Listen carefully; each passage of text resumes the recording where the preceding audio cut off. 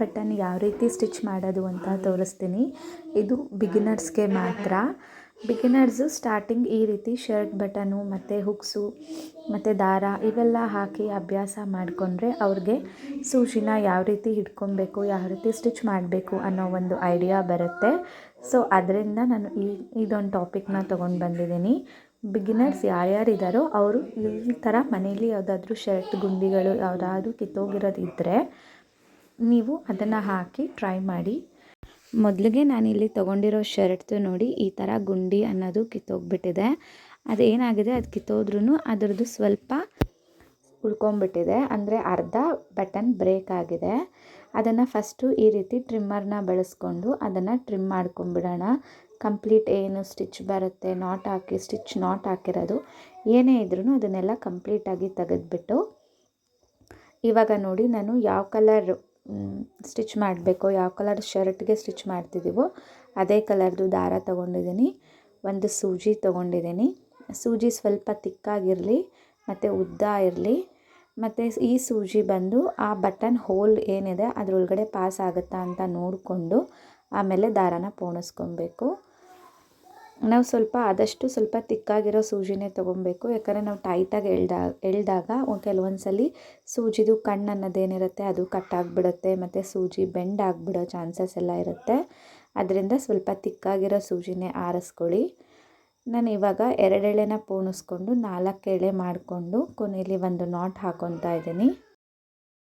ಯಾವಾಗಲೂ ನಾವು ಹುಕ್ಸ್ ಹಾಕಬೇಕಾದ್ರೆ ಆ ಥರ ಅಥವಾ ಈ ರೀತಿ ಬಟನ್ಸ್ ಹಾಕಬೇಕಾದ್ರೆ 2 ಎಳೆ ದಾರನೇ ತೊಗೊಬೇಕು.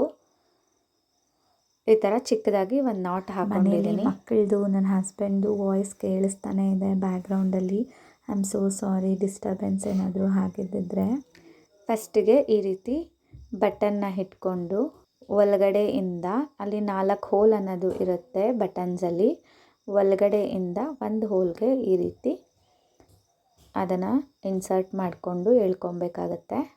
ಆ ಗಂಟು ಅನ್ನೋದು ನಾವು ಏನು ಹಾಕಿದ್ದೀವಿ ಅದು ಫುಲ್ಲು ಲಾಸ್ಟ್ ಬರೋ ತನಕ ಈ ರೀತಿ ಹೇಳ್ಕೊಂಡು, ಈ 4 ಹೋಲ್ ಇದೆ ಗೊತ್ತಾ, ಅಕ್ಕಪಕ್ಕ ಅಂತಲೂ ಹಾಕ್ಕೊಬೋದು, ಇಲ್ಲ ಕ್ರಾಸಾಗಾದ್ರೂ ಹಾಕ್ಕೊಬೋದು. ಒಂದು ರೀತಿ ಇಂಟು ಮಾರ್ಕ್ ಥರ ಕಾಣಿಸುತ್ತೆ ಅದು. ನಾನು ಕ್ರಾಸಾಗೆ ಹಾಕ್ಕೊತಾ ಇದ್ದೀನಿ, ಒಂದು ರೀತಿ ಅದು ಇಂಟು ಮಾರ್ಕ್ ಥರ ಚೆನ್ನಾಗಿ ಕಾಣಿಸುತ್ತೆ ಅಂತ.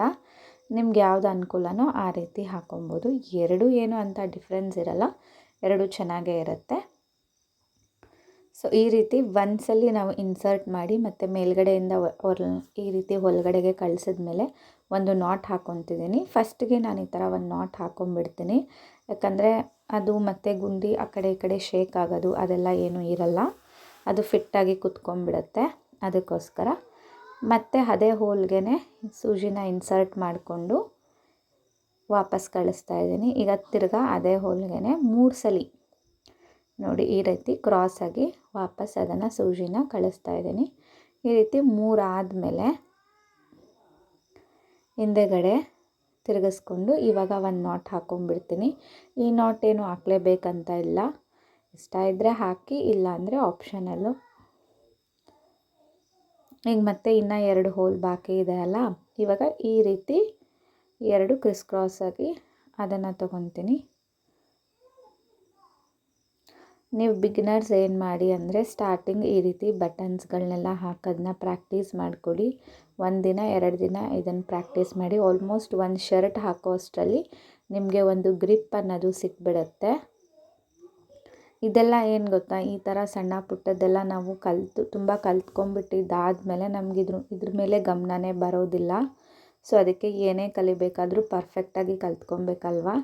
ಬೇಸಿಕ್ಕಿಂದ ಕಲ್ತ್ಕೊಂಡ್ಬಂದರೆ ನಮ್ಗೆ ಯಾವತ್ತಾದರೂ ಅದು ನೆನಪಿದ್ದೇ ಇರುತ್ತೆ, ಎಷ್ಟು ದಿನ ಆದ್ರೂ ಮರೆಯಲ್ಲ.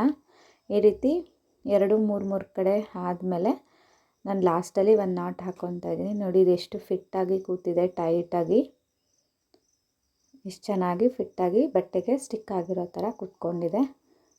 ಜಸ್ಟ್ 1-2 ನಿಮಿಷದಲ್ಲೆಲ್ಲ ಹಾಕಿಬಿಡ್ಬೋದು, ಅಂತ ಜಾಸ್ತಿ ಟೈಮ್ ಏನು ತೊಗೊಳ್ಳಲ್ಲ ಇದು ಒಂದು ರೀತಿಯಲ್ಲಿ ಹಾಕೋದಾದರೆ. ಇನ್ನೂ ಒಂದು ರೀತಿಯಲ್ಲೂ ನಾನು ತೋರಿಸ್ಕೊಡ್ತೀನಿ ನಿಮಗೆ.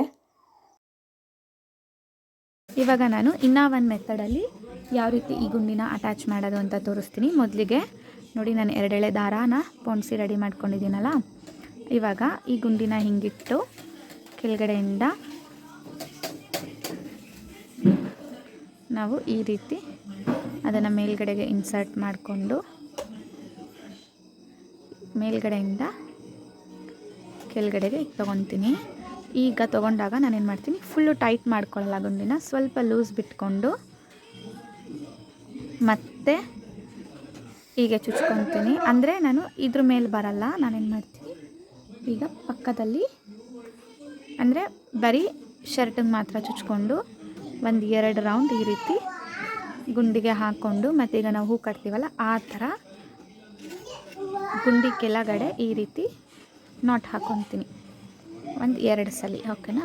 ಇದಾದಮೇಲೆ ಇದು ಏನಿದೆ ಇದನ್ನು ನಾನು ಮತ್ತೆ ಶರ್ಟಿಂದ ಹೊರಗಡೆಗೆ ಈ ರೀತಿ ಚುಚ್ಕೊಂಡು ತೊಗೊಂಡ್ಬಿಡ್ತೀನಿ. ಇವಾಗ ನಾನೇನು ಮಾಡ್ತೀನಿ, ಇವಾಗ ಇಲ್ಲೊಂದು ನಾಟ್ ಹಾಕ್ಕೊತೀನಿ. ಓಕೆನಾ? ಸೊ ಮತ್ತೆ ಇದೇನಾಯಿತು, ಸ್ವಲ್ಪ ಗುಂಡಿ ಹೈಟ್ ಆಯಿತು, ಕಾಣಿಸ್ತಿದೆಲ್ಲ. ಇಲ್ಲಿ ನಾನು 3 ಸತಿ ರೌಂಡ್ ಸುತ್ತಕೊಂಡು ಹೂಕಟ್ಟ ಥರ ಹಾಕ್ಕೊಂಡಿದ್ದಕ್ಕೆ ಸ್ವಲ್ಪ ಗುಂಡಿ ಹೈಟ್ ಆಯಿತು.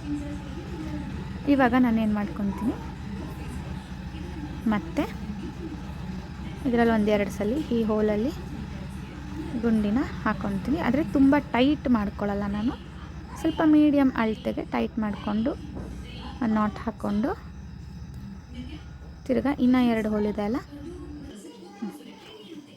ಇನ್ನೆರಡು ಹೋಲ್ಗೆ ನಾನು ಈ ಥರ ಕ್ರಿಸ್ ಕ್ರಾಸಾಗಿ ಚುಚ್ಕೊಂಡು ಹೇಳ್ಕೊತೀನಿ. ಫಸ್ಟ್ ತೋರಿಸಿರೋದ್ರಲ್ಲಿ ನಾನು 3 ಸಲ ಮಾಡ್ಕೊತಾ ಇದ್ದೆ, ಇವಾಗ 2 ಸಲ ಮಾಡ್ಕೊತೀನಿ ಸಾಕು. ಈಗ ಈ ಕಡೆ ಒಂದು ನಾಟ್ ಹಾಕ್ಕೊತೀನಿ. ಇದು ಮುಗೀತು ನೋಡಿ. ಈ ಥರ ಕುತ್ಕೊಳ್ಳೋದ್ರಿಂದ ಅದು ಹೈಟಾಗಿ ಚೆನ್ನಾಗಿ ಕಾಣಿಸುತ್ತೆ. ಈ ಥರನಾದರೂ ಹಾಕ್ಬೋದು, ಫುಲ್ ಬಟ್ಟೆಗೆ ಅದು ಅಂಟ್ಕೊಂಡಿರೋ ಥರ ಕಾಣಿಸುತ್ತೆ. ಇದರಲ್ಲಿ ಸ್ವಲ್ಪ ಗುಂಡಿ ಹೈಟಾಗಿ ಇರೋ ಥರ ಕಾಣಿಸುತ್ತೆ. ಈ ಥರ ನಾವು ರೋಲ್ ಮಾಡಿರೋದ್ರಿಂದ ಎರಡೂ ಸಹ ಚೆನ್ನಾಗೇ ಕಾಣಿಸುತ್ತೆ. ನಿಮ್ಗೆ ಯಾವ ಥರ ಇಷ್ಟ ಆಗುತ್ತೋ ಆ ಥರ ಟ್ರೈ ಮಾಡಿ. ಓಕೆನಾ? Thank you.